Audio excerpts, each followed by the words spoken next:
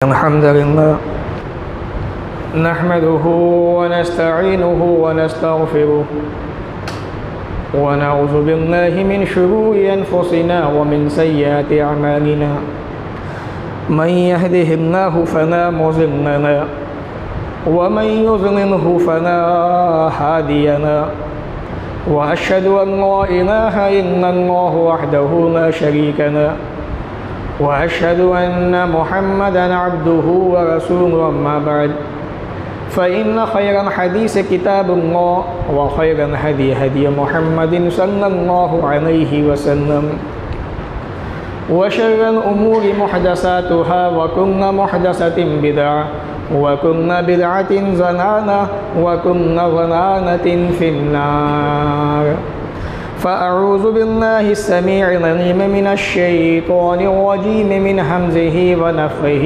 ونفسه بسم الله الرحمن الرحيم لقد كان لكم أسوة حسنة في إبراهيم رب اشرح لي صدري ويسر لي أمري واحلل عقدة من لساني يفقهوا قولي रब ज़िदनी इल्मा आमीन अल्लाहुम्मा रब ज़िदनी इल्मा आमीन। तमाम किस्म की तारीफ़ अल्लाह रब्बुल आलमीन के लिए लायक व ज़ेबा है जो हम सब का मालिक व खालिक है। बदहू दरूद व सलाम नाज़िल हो तमाम नबियों पर, ख़ास तौर से अल्लाह के आखिरी नबी प्यारे नबी मोहम्मद रसूलुल्लाह सल्लल्लाहु अलैहि वसल्लम पर अल्लाहुम्मा सल्लि व सल्लिम व बारिक अलैहि। सामिईन, ज़िक़अदा का महीना चल रहा है और इसके बाद जो महीना आने वाला है वो ज़ुल्हिज्जा का महीना है। हकीकत ये है कि अगर हम इन महीनों के ऊपर थोड़ा गौर व फिक्र करें तो ये महीने हमें बड़े अच्छे अंदाज से, बड़े अच्छे तरीक़े से इब्राहीम अलैहिस्सलाम की याद दिलाते हैं। दुनिया के मुख्तलिफ़ मुल्कों से हज के इरादे से जाने वाले खाना काबा की तरफ जो लोग पहुँचे हुए हैं वो सब भी अच्छी तरीके से जानते हैं जिस अमल को वो अंजाम देने जाने वाले हैं या अंजाम देंगे कुछ दिनों के बाद, वो तमाम की तमाम मेहनतें, कोशिशें, सारी चीज़ें इब्राहीम अलैहिस्सलाम की ही देन है। खाना काबा जो अल्लाह रब्बुल आलमीन का सबसे पसंदीदा मकाम है वो ज़मीन पर, उसको तामीर करने वाले, बनाने वाले दोनों बाप बेटे इब्राहीम अलैहिस्सलाम और इस्माईल अलैहिस्सलाम है। तो इसलिए वक्त और मौके को देख के मुनासिब समझा कि क्यों ना इब्राहीम अलैहिस्सलाम की ज़िंदगी पे थोड़ी इशारतन रोशनी डाली जाए ताकि हमारे दिलो दिमाग के अंदर ताज़गी पैदा हो, ईमान में थोड़ी गर्माहट आ जाए और हम इब्राहीम अलैहिस्सलाम की ज़िंदगी को देखकर उनकी तरह से बनने की कोशिश करें। इसलिए मौजू जो चुना है वो इब्राहीमी बनो, बुलंदी पा जाओगे। अगर दुनिया के अंदर मकाम व मर्तबा चाहते हो तो इब्राहीम अलैहिस्सलाम की सीरत, आपकी ज़िंदगी हमारे सामने होनी चाहिए। अल्लाह रब्बुल आलमीन के बड़े प्यारे बरगुज़ीदा नबी जिनको अल्लाह ने खलील बनाया, और मैं आपको ये बता दूं कि खुन्नत, खलील जो होता है मोहब्बत का सबसे ऊंचा दर्जा होता है। अल्लाह ने इब्राहीम को अपना खलील बनाया, मोहब्बत का सबसे ऊंचा दर्जा आपने इब्राहीम अलैहिस्सलाम को दिया। और इब्राहीम अलैहिस्सलाम को अल्लाह ने जैसे आज़माया ज़िंदगी के अंदर, उनकी आज़माइशों को देख कर रब्बुल आलमीन ने नमाज के अंदर दरूद इब्राहीमी को वाजिब करार दे दिया कि नमाज के अंदर इस दरूद को पढ़ना ही पढ़ना है, इसके बगैर चारा नहीं है। अल्लाह ताला को अपने पैगम्बर, अपने नबी से इतनी मोहब्बत थी। वजह क्या थी? बचपने की ज़िंदगी देखिए, आज़माइशों में गुजरी। जवानी की ज़िंदगी देखिए, आज़माइशों में गुजरी। बुढ़ापे की ज़िंदगी देखिए, आज़माइशों के अंदर गुजरी। कहीं बादशाहों से मुनाज़े हुए, कहीं आगे के अंदर फेंका गया, कहीं सताया गया, परेशान किया गया, लेकिन अल्लाह की तौहीद को हाथ से न जाने दिया। अल्लाह की तौहीद पे कायम रहे। आज इसी तौहीद को अपनाने की ज़रूरत है। अल्लाह रब्बुल आलमीन ने कुरान मजीद में इरशाद फरमाया, लक़द कानत लकुम उस्वतुन हसनतुन फ़ी इब्राहीम, कि लोगों तुम्हारे लिए इब्राहीम अलैहिस्सलाम की ज़िंदगी बेहतरीन नमूना है। जिस घर के अंदर आपकी तरबियत हो गई है, परवरिश हो गई है, उस घर का माहौल बुतों की पूजा का, बुत परस्ती का है। यहाँ तक कि आपका बाप अपने हाथों से बुतों को तराशता है, बुतों को मार्केट में बेचता है, सपनाई करता है। लोग उन्हीं बुतों के सामने अपने माथे को टेकाते हैं, उन्हीं बुतों को अपना खुदा मानते हैं। इब्राहीम अलैहिस्सलाम ने बचपने में अपने बाप को समझाया, वालिद को समझाया, या अबती, ए मेरे अब्बू जान, नहीं मत अबुदु मा ला यस्मा व ला युबसिर व ला युगनी अन्का शैया। एक बेटा बाप को समझा रहा है। क्या आज जब हमारे माँ बाप गलतियाँ करते हैं तो क्या बच्चों के अंदर इतनी हिम्मत, इतनी ताकत, इतनी दीनदारी होती है कि माँ बाप को गाइड कर सके, समझा सके? नहीं। इस्लाम ये सिखाता, बताता है कि अगर बाप गलती कर रहा है तो बेटे को हिदायत करना ज़रूरी है। क्या अब्बू जान, ये आपकी बात सही नहीं, गलत है। ये हम मुसलमान हैं, हमें इस्लाम ने इससे मना किया, रोका है।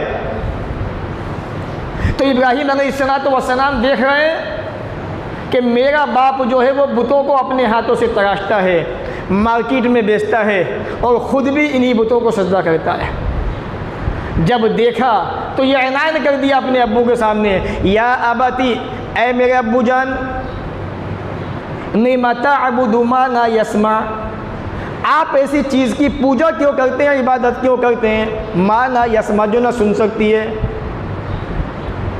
वला युबसिरु, ना अपनी आँखों से देख सकती है। ये आँखें तुम्हारी बनाई हुई हैं। अल्लाह ने इंसान को बनाया, इंसान को पैदा किया, अल्लाह ने दो आँखें दी। इंसान देखता भी है, चलता फिरता है, खाता पीता भी है। इन बुतों को आपने अपने हाथों से तराशा है। या अबती निमता अबुदु मा ला यस्माउ व ला युगनी अन्का शैया, ऐ मेरा अब्बू जान, ये आपको अल्लाह के अज़ाब से जला भी नहीं, ज़रा भी बचा नहीं सकते। या अबती, ऐ मेरे अब्बू जान, ऐसी चीज़ को क्यों पूजते हैं, उनकी इबादत क्यों करते हैं जो ना नफ़ा की ताकत रखती है, ना फ़ायदा पहुँचाने की ताकत रखती है। या अबती, ऐ मेरे अब्बू जान, इन्नी अखाफ, मुझे डर है, अय्यमस्सका अज़ाबुम मिनर रहमान, अगर तुम्हारी हालत यही रही, तुम बुतों की पूजा करते रहे, बुतों के सामने झुकते रहे, इन बुतों को खुदा मानते रहे, मुझे इस बात का डर है, खौफ अल्लाह का अज़ाब तुम्हें पकड़ लाने। एक बेटा अपने बाप को समझा रहा है। आज कितने बाप ऐसे हैं जो गलतियाँ करते हैं, औलाद भी उनको देख के गलतियाँ करती है, न समझाती है, न हिदायत करती है। आज उसी का नतीजा है समाज के अंदर फितने, फसाद, आफतें, मुसीबतें, दिक्कतें, परेशानियाँ, हर घर के अंदर तबाही का मंजर है, क़यामत का मंजर बरपा है। जब एक बेटा बाप को समझा रहा है, बाप गुस्से में आता है, बाप तेश में आता है कि बेटा तू मेरा है, मैं तेरा बाप हूँ, तू हमें आंखें दिखाएगा। मसला आंखें दिखाने का नहीं था, मसला नाक का आ गया था यहाँ पर, जो आज हमारे समाज के अंदर भी होता है। कहीं बिरादरी के मसले अटक जाते हैं, कहीं नाक के मसले अटक जाते हैं, और इख्तिलाफ जैसा था वैसा का वैसा बाकी रह जाता है, और किताब और सुन्नत की धज्जियाँ उड़ा दी जाती हैं, इंसान अपने फ़ायदे के लिए, अपने मकसद के लिए। अब बाप कहता है बेटे से, काना बाप कह रहा है, अराग़िबुन अंत अन आलिहती या इब्राहीम, ऐ इब्राहीम, क्या तू मेरे माबूदों से मुझे नाराज़ करना चाहता है, मुझे हटाना चाहता है, मोड़ना चाहता है? न इन्नम तंतही, अगर तू बाज ना आया अपनी हरकत से, अपनी आदत से, अगर तूने बुतों को बुरा भला कहना नहीं छोड़ा, अगर तू अपनी हरकत से बाज नहीं आया, तू अपनी इस आदत पे अटल रहा, इस बात पे तू चलता रहा, आगे बढ़ता रहा, न अर्जुमन्नका वहजुरनी मलिया, मैं तुझे सज़ा दूंगा, तुझे रजम कर दूंगा। एक बाप बेटे को धमकी दे रहा है। लेकिन इब्राहीम अलैहिस्सलाम, जिन्हें अल्लाह ने हिम्मत दी, हौसला दिया, तौहीद की बुनियाद पर, तौहीद को अपनाने की वजह से अल्लाह रास्ते ऐसे बनाता है। और उसने तो कहा है, जब तुम तन्हा हो तो अल्लाह तुम्हारे साथ में है, दो हो तो तीसरा अल्लाह तन्हा तुम्हारे साथ होता है। डरने की, घबराने की ज़रूरत नहीं है। बाप धमकी दे रहा है बेटे को मारने की, और ये धमकियाँ तो मोहम्मद रसूलुल्लाह सल्लल्लाहु अलैहि वसल्लम को भी दी गई थी, नूह अलैहिस्सलातु वस्सलाम को भी दी गई थी, हज़रत नूह को भी दी गई थी। अगर तुम अपनी हरकतों से बाज ना आए तो हम तुम्हें शहर से निकाल देंगे, हम तुम्हें देश से निकाल के बाहर फेंक देंगे, हम तुम्हें संगिसार कर देंगे, पत्थरों से मारेंगे। जब प्यारे नबी ने कुफ़ार मक्का को समझाया था कि लोगों ऐसा को क्यों पूछते हो जिनके अंदर ना नफ़ा की ताकत है ना नुकसान की ताकत है, उनका जवाब क्या था? उनका जवाब वही था जो आज के अक्सर मुसलमानों का जवाब होता है। जवाब क्या होता है? क़ालू वजदना आबाना अना उम्मा या वकज़ान या फ़नून, ए मोहम्मद सल्लल्लाहु अलैहि वसल्लम, हमने अपने बाप दादा को ऐसा ही करते हुए पाया है। हमारे बाप दादा इन 360 बुतों के सामने झुका करते थे, हम भी झुक रहे हैं। ये जवाब होते थे। जबकि होना चाहिए था कि ए मोहम्मद सल्लल्लाहु अलैहि वसल्लम, आप जो ये बात कह रहे हैं किस बुनियाद पे कह रहे हैं? दलील क्या है, सबूत क्या है? क्यों बात पे गौर फिक्र करते? हज़रत तुफ़ैल बिन अमर दोसी रज़ी अल्लाह तआला अन्हु की तरह से, लेकिन क्या कहा कि हमने अपने बाप दादा को ऐसा ही करते हुए पाया है, हमारे बाप दादा ऐसे ही करते थे, हम भी ऐसा करेंगे। उन्होंने धमकियाँ दी। बचपने की ज़िंदगी गुजर गई है, बाप को छोड़ दिया बचपने के अंदर। अल्लाह ने कुरान में कहा है, जो इंशाअल्लाह बातें कुर्बानी के मौके पे आएंगी, कि हमने इब्राहीम को आज़माया चंद बातों के अंदर। इब्राहीम अपनी बातों में सच्चे साबित हुए, आज़माइशें देते गए। इसलिए अगर ये कहा जाए तो बेजा ना होगा, इब्राहीम को अल्लाह ने बचपन में आजमाया तो कामयाब हुए, जवानी के अंदर आजमाया तो कामयाब हुए, बुढ़ापे में आजमाया तो कामयाबी नजर आई। यहाँ तक कि इब्राहीम अलैहिस्सलाम इस्माइल को ज़बह करने चले, वहाँ भी शैतान ने बहकाया आपको आगे, वहाँ भी आप कामयाब नजर आए, कहीं भटके नहीं। आज हमसे ज़रा सी कुर्बानियाँ बहुत दूर की बात है। अगर मस्जिद का मदरसे का चंदे वाले करने आ जाए ना, तो जेब के अंदर से बस 10 का नोट निकलता है और दे के रवाना हो जाते हैं। वो कौम कुर्बानी कैसे दे सकती है जो कौम अपनी मसाजिद की, अपने मदारिस की जो है खिदमत अंजाम नहीं दे सकती? उस कौम से कुर्बानी की उम्मीद सवाल ही पैदा नहीं होता। बहरहाल इब्राहीम अलैहिस्सलाम जवानी की दहलीज पे पहुँचे। आपकी शादी हुई हज़रत सारा अलैहिस्सलाम से, और जब आप एक सफ़र पर थे, रास्ते में एक बादशाह से मुलाकात हुई। कहा जाता है, मुफस्सिरीन लिखते हैं, मौरख़ीन, ये बादशाह जब किसी जवान औरत को देखता, खूबसूरत औरत को, तो उस पर कब्ज़ा कर लिया करता था। बहुत सारे इंसान ऐसे गुजरे हैं। हज़रत सारा अल्लाह की नेक बंदी, देखिए वो इब्राहीम जिन्होंने बचपने की किया, जवानी की किया, बुढ़ापे की किया, हर वक्त हर रास्ते में अल्लाह रब्बुल आलमीन के सामने कुर्बानियाँ पेश की, अल्लाह उनसे कैसे राज़ी ना होता? किसी ने कहा कि आपके शहर के अंदर एक नौजवान और एक खूबसूरत हसीन औरत आई हुई है। बादशाह ने बुला भेजा। इमाम बुखारी सही बुखारी के अंदर किताब अहादीस अंबिया के अंदर और दूसरी जगह पर हदीस क्यों लेके आए हैं कि इब्राहीम अलैहिस्सलाम ने अपनी ज़िंदगी में 3 झूठ बोले थे जो हकीकत में झूठ नहीं थे, लेकिन चूँकि इंसानी फितरत के अंदर इसको झूठ से ताबीर किया जाता है, इसलिए ऐसा कह दिया गया। 2 झूठ अल्लाह की तौहीद के लिए और एक अपनी ज़ात के लिए। पहला क्या था? एक झूठ ये था कि जब बादशाह ने आपको तलब किया, बुलाया कि आपके साथ कौन है, कहा कि हाज़ा उख्ती, हाज़ा ही उख्ती, मेरी बहन है वो। ये कह के बस इब्राहीम अलैहिस्सलाम वापस आ गए, जबकि आपकी बीवी थी। लेकिन चूँकि मुफस्सिरीन लिखते हैं कि उस ज़माने के अंदर इन दोनों के सिवा कोई मूमिन हुए ज़मीन पर था ही नहीं, तो इसलिए इस्लामी एतबार से इन्होंने बहन कहा। अल्लाह ने कुरान में कहा सूरह हुजरात में, इन्नमल मुमिनूना इख़्वा, तमाम मोमिन आपस में भाई भाई हैं। तो मोमिना कौन हुई? बहनें हुई कुरान के एतबार से, तो इसलिए ये बात कही। फिर आके बीवी से कहा कि मैंने ऐसा ऐसा कहा है, तुम मुझे छोड़ तो नहीं दोगी? बातें होने लगी। बादशाह ने इनको बुलाया, हज़रत सारा को, अपना हाथ आगे बढ़ाना चाहा। मुहद्दिसीन ने लिखा, जैसे बादशाह ने अपने हाथ को आगे बढ़ाया, अल्लाह की तरफ से एक अज़ाब आया, बादशाह के ऊपर मुसल्लत हो गया। बादशाह परेशान हो गया, बेचैन हो गया। समझ गया अल्लाह की कोई नेक बंदी है।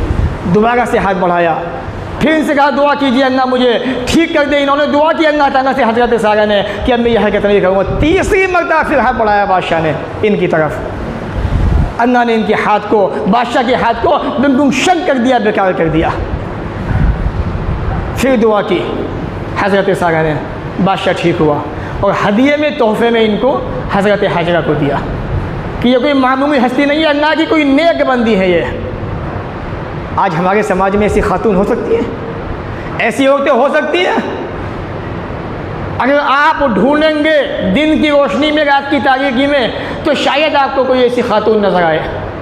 सवाल ही पैदा नहीं होता। उस ज़माने के अंदर हर खातून ईमानदार मोमिना ऐसी हुआ करती थी। तो इब्राहीम अलैहिस्सलाम का पहला झूठ, पहली आजमाइश ये थी। एक झूठ जो अल्लाह की तौहीद के लिए बोला था। लोगों ने कहा कि चलो ईद का दिन है, चलते हैं अपने खुदाओं के पास। इब्राहीम अलैहिस्सलाम से कहा, आपने कहा अना सकीमुन, मैं बीमार हूँ। आप बीमार नहीं थे, लेकिन आपका जो रूहानी हिस्सा अंदर का था वो ज़रूर बीमार था, शिर्क की बुनियाद पर कि मेरी कौम जो है मुकम्मल मुनव्विस शिर्क के अंदर लगी हुई है।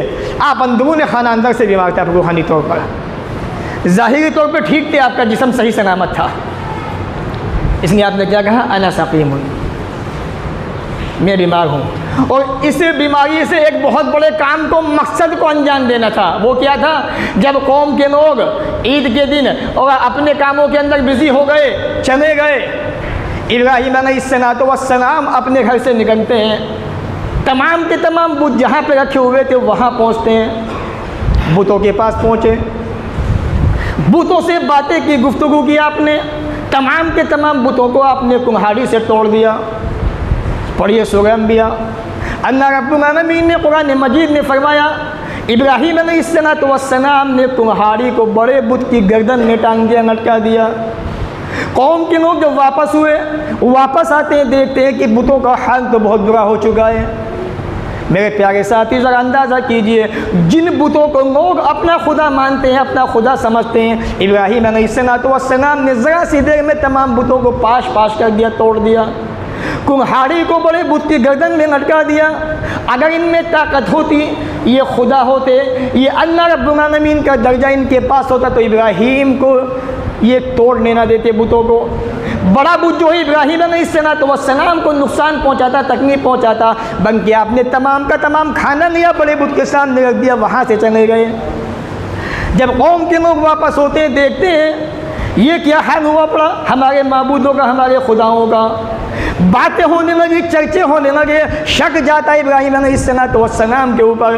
क़ालू समिअना फ़तन यज़कुरुहुम युक़ालु लहू इब्राहीम। कुछ नौजवान कहने लगे, हमने एक नौजवान के बारे में ऐसा ऐसा सुना है जिसने ये काम किया है, उम्मीद है कि ये काम उसी ने किया होगा जिसको इब्राहीम कहा जाता है। इब्राहीम अलैहिस्सलाम को बुलाया गया, मजमे के अंदर आप मौजूद हैं। आपने कहा कि इब्राहीम ये काम तू नहीं किया है, सच सच बता दे। इब्राहीम ने कहा बल फ़अलहू कबीरुहुम हाज़ा, ये काम तो बुतों के बड़े बुत ने किया है। फ़स्अलूहुम हाज़ा, इससे सवाल कर लो, इन कानू यंतिक़ून, अगर ये बोल सकते हो। इब्राहीम कह गए, इब्राहीम जानते थे कि इनके पास कोई जवाब नहीं होगा इसका। खामोश हो गए सब लोग। कहा इब्राहीम तुम जानते हो इन बुतों के अंदर नफ़ा नुकसान की ताकत नहीं है, इनके अंदर ये नफ़ा दे सकते हैं, नफ़ायदे की ताकत है इनके अंदर, लेकिन हमारे बाप दादा इनको पूछते आए हैं, हम भी इसलिए इनको पूछते हैं। बात समझ में आई थी, तौहीद समझ में आ गई थी, लेकिन हज़रत अबू तालिब, अल्लाह के रसूल के चचा, प्यारे नबी फरमाए कि अबू तालिब बस एक मरतबा ज़बान से कह दूंगा इलाहा इल्लल्लाह, क़यामत के दिन मैं आपको अल्लाह के अज़ाब से बचाऊंगा। कहा कि मोहम्मद सल्लल्लाहु अलैहि वसल्लम, भतीजे तेरा दीन सच्चा, तू भी सच्चा, लेकिन अगर मैंने मौत के वक्त ईमान कबूल कर लिया तो मक्का वाले ये कहेंगे अबू तालिब ने मौत के डर से मोहम्मद मतलब बाप दादा के दीन को छोड़ दिया था। ये नाक बड़ी ख़तरनाक होती है, जिस पे चढ़ जाती है उसको बर्बाद करके रख देती है। अबू तालिब पे चढ़ी, सामने आई, सारी ज़िंदगी मेहनत की और ये ऐलान कर दिया मक्का के अंदर, लोगों अगर किसी ने मेरे भतीजे पे आग उठा के देखिए, अल्लाह की कसम उसकी ज़िंदगी तबाह कर दूंगा, बर्बाद कर दूंगा। ये अबू तालिब का ऐलान था मक्का के अंदर। किसी की हिम्मत नहीं होती थी प्यारे नबी पे हाथ डाल दे कोई आदमी। यही हाल यहाँ भी हो रहा है। कौम के लोगों की बात समझ में आई तो बगफाना हो कभी इनसे पूछो। आग जलाई गई नमरूद बादशाह के सामने, उसके अंदर फेंकने की तैयारी है आपको, फरिश्ते आए वापस कर दिया, तैयारियां हो गई हैं। मुफस्सिरीन लिखते हैं हालात उस वक्त के ऐसे थे कि अगर कोई औरत बीमार थी तो वो ये दुआ करती थी, अल्लाह अगर तो अपने खुदाओं से अगर तुमने मुझे ठीक कर दिया तो मैं इब्राहिम को आग में जलाने के लिए ईंधन दूंगी अपनी कौम के लोगों को, ताकि लोग इब्राहिम को आग के अंदर फेंक सकें। ये हाल था कौम के लोगों का। आग के अंदर फेंक दिया गया। वो आग जो जलाने का काम करती है, उसने इब्राहिम को जलाना बहुत दूर एक बाल भी बाका नहीं किया। क्यों? जिस आग को आग के मालिक ने पैदा किया, उसी मालिक ने यह हुक्म दिया था या नार कूनी बरदम व सलामन अला इब्राहिम। आसमान से आवाज़ आई, ये आग तेरा काम जलाने का है, इब्राहिम पे सलामती वाली हो जा और इतनी भी ठंडी हो जा, इतनी ठंडी ना हो जाए ना कि मेरे इब्राहिम को जो है ठंडक से भी तकलीफ पहुंच जाए। ठंडक जो होती है उससे भी इंसानों को नुकसान पहुंचती है। जो लोग एसी के अंदर बैठते हैं वो जानते हैं, जब एसी अपनी तेज़ी पे आती है तो वो उसको एसी को हल्का कर देते हैं ताकि ठंडक जो है वो हल्की पड़ जाए, कम हो जाए। एक खातून अम्मा आयशा के पास आती है, उसे अल्लाह होता है, पढ़े इब्ने माजा, कुतुब सित्ता पढ़े आप। हज़रत आयशा के पास एक नेज़ा रखा हुआ था। आज जानते हैं नेज़ा क्या होता है? एक धारदार तीर होती है। कहा कि अम्मी आयशा आपके पास ये धारदार तीर नेज़ा क्यों है, इसकी वजह क्या है? कहा कि मैंने ये नेज़ा अपने पास छिपकली को मारने के लिए रखा हुआ है। वो छिपकली जो हमारे आसपास घूमती रहती है, मंडराती रहती है। मैंने अल्लाह के नबी को फरमाते हुए सुना था, जब इब्राहीम अलैहिस्सलाम को आग के अंदर फेंका गया था, आग में डाला गया था, नबी ने फरमाया था तमाम के तमाम परिंदे, तमाम के तमाम जानवर आग को बुझाने की कोशिश कर रहे थे। ये छिपकली एक ऐसा जानवर था, एक ऐसा इंसेक्ट था जो आग को भड़का रहा था। प्यारे नबी ने फरमाया जो इसको मारेगा उसे नेकियां मिलेंगी, सवाब मिलेंगी। प्यारी खातून मैंने ये नेज़ा छिपकली को मारने के लिए रखा हुआ है। जब आग में फेंका गया तो छिपकली जो है आग को भड़का रही थी, इसलिए सहिया के अंदर रिवायत आती है जिसने छिपकली को एक ही वार में मार दिया उसको 100 नेकियां दी जाती हैं, 100 नेकियां मिलती हैं उसको।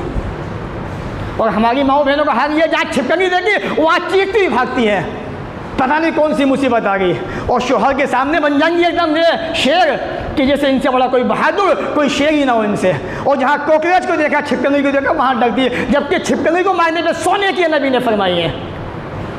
देखा इब्राहीम अलैहिस्सलाम को यहाँ भी आजमाया गया और आपने यहाँ भी जो है तौहीद की खातिर ये कह दिया कि ये काम जो है बड़े बुत ने किया है, इससे पूछो। इस तरीके से आपको आपके सामने कई सारी आजमाइश आई और आप हर आजमाइश के अंदर कामयाब होते नजर आए। बादशाह से मुनाज़रा हुआ आपका। देखिए हमें भी इन वाक़यात को अपनी ज़िंदगी में रखने की ज़रूरत है, अपने सामने रखने की ज़रूरत है, ताकि हम भी ऐसे बन सके और अपने अंदर ये हिम्मत पैदा कर सके। और हिम्मत के साथ में हौसला, हौसला के साथ में संजीदगी, सुकून भी।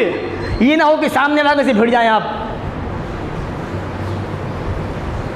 बादशाह के सामने पहुँचे, बादशाह से मुनाज़रा हुआ। बादशाह ने कहा कि इब्राहीम तुम किसे मानते हो? कहा कि मैं तो उसे मानता हूँ जिसने सारी दुनिया को पैदा किया।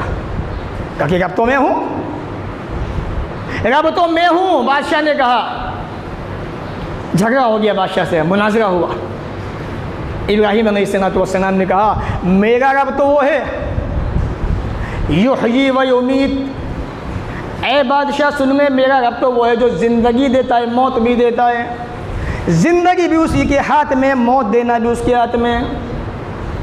बादशाह अपने नशे के अंदर चूर था, 2 आदमी को बुलाया, दोनों पे सज़ा मुतय्यन हो चुकी थी, दोनों को सज़ा सुना दी गई थी। बादशाह ने एक आदमी को मौत के घाट उतार दिया, एक आदमी को छोड़ दिया। कहा कि इब्राहीम देखो मैंने भी एक को ज़िंदगी दे दी, एक को मौत दे दी। बादशाह ज़रा अकल से थोड़ा हट के मालूम हुआ। ज़िंदगी मौत का माना ये नहीं था कि किसी को आज़ाद कर दो ज़िंदगी। ज़िंदगी का मतलब ये होता है एक आदमी है ही नहीं, एक चीज़ मौजूद ही नहीं है, उसको ज़िंदगी देना। ज़िंदगी देना तो ये होता है। इब्राहीम अलैहिस्सलाम समझ गए, इसको किसी दूसरे अंदाज से समझाना पड़ेगा। इब्राहीम अलैहिस्सलाम ने कुरान की आयत के मुताबिक सूरह बकरा की 3 पारे के अंदर पढ़िए। इब्राहीम अलैहिस्सलाम कहने लगे, ए बादशाह, अल्लाह रब्बुल आलमीन जो है याती मिनल मशरिक़, सूरज को मशरिक़ से निकालता है, ईस्ट से निकालता है। अगर तू अपने आप को रब मानता है, खुदा मानता है, फाती बिहा मिनल मग़रिब, अगर तेरे अंदर ताकत है सूरज को पश्चिम से निकाल के दिखा, मैं तुझे अपना रब मानूंगा। फ़बुत है नजी का पर बादशाह हक्का बक्का रह गए उनकी बात सुन के। लेकिन चूँकि ज़िद हर धर्म में होती है, तो इब्राहीम अलैहिस्सलाम की यहाँ भी आजमाइश हुई और यहाँ भी आजमाइश में आप कामयाब नजर आए। बुढ़ापे की उम्र हो गई, 86 साल के हो गए, 80-86 साल के। अल्लाह ने बेटा दिया एक, अभी बेटा हुआ ही था, चंद दिन गुजरे थे, रब का पैगाम आ गया, हुक्म आ गया जिब्राइल के ज़रिए से, इब्राहीम अपने इस बच्चे को बेआबो किया वादी के अंदर मक्का के करीब में बसा दो इसको, और वहाँ जाके बेटे को छोड़ के आ गए। ना बीवी से कुछ कहा कि मैं जा रहा हूँ, अपने बच्चों को वहाँ बसाया, बीवी को पीठ फेरी, बिना बात किए वहाँ से चल दिए। आखिर बीवी ही बोल पड़ी, ए मेरे शोहर, अल्लाह अमरा का बिहाजा, क्या अल्लाह का हुक्म है? कहा कि हाँ। न दरख्त है, न पेड़ पौधे हैं, न पानी है, न कुछ है, सिर्फ अंधेरा ही अंधेरा है या दिन की रोशनी है, कोई आबादी नहीं है। बीवी भी ऐसी पाक दामन, बीवी के अल्फाज किया थे, ए मेरे सरदार आप जाइए, अब मुझे कोई परवाह नहीं, कोई फिक्र नहीं। अगर ये रब का हुक्म है तो अल्लाह ताला हमें ज़ाय नहीं करेगा, वो हमारे ये रास्ते पैदा कर देगा। ज़रा सोचिए, जहाँ पर आबादी का नामो निशान ना हो, ये ख़तरा हो डाकुओं का, लुटेरों का, न जाने कैसी कैसी ख़तरनाक चीज़ों का, वहाँ पे अपने मासूम बच्चे को छोड़ के चले आए। आज जो हाजी हज पे गए हुए ना, ये सब हज़रत इब्राहीम की बीवी उम्मे इस्माइल की मेहरबानी है, जो हज के अंदर तमाम काम अंजाम दिए जाते हैं। इन तमाम कामों को सफ़र मरवा की सही हो, ये सारी चीज़ें उन्हीं के ज़रिए से वजूद में अमल में आई हैं। तो इब्राहीम अलैहिस्सलाम, ये उनकी चंद झंकियाँ थी जो मैंने आपके सामने रखी, इनको अपने सामने रखिए। घर के अंदर जो हालात हैं उनमें सुकून पैदा कीजिए।